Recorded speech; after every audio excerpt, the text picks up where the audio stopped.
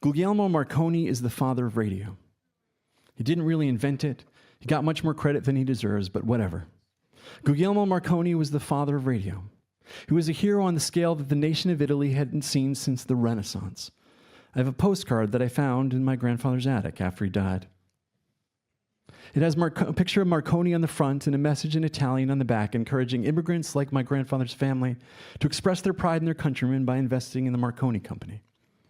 He was celebrated all over the world. He dined with presidents and kings and captains of industry, beautiful women. He shared a Nobel Prize. He got just about every honor the Italian government had to give.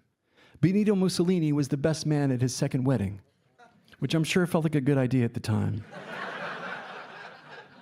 But we are told when he was in his 60s, somewhere around the time of his 4th or 5th heart attack, the inventor began to think about mortality. Or rather, he began to think about immortality.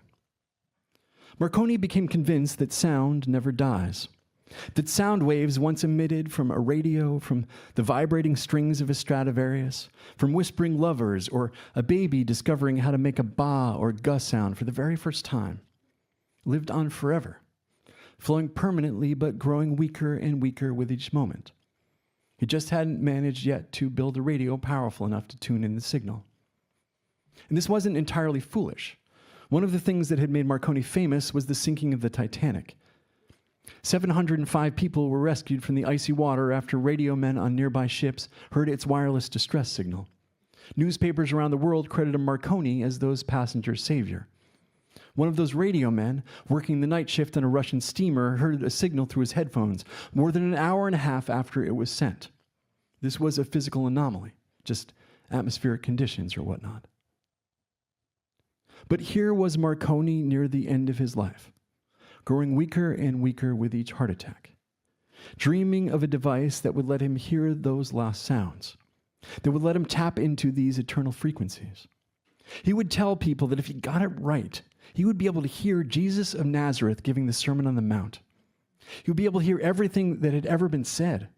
At the end of his life, he could sit in the piazza in Rome and hear everything that was ever said to him or about him. He could relive every toast and testimonial. We all could. Hear everything. Hear Marco Polo talk to Genghis Khan.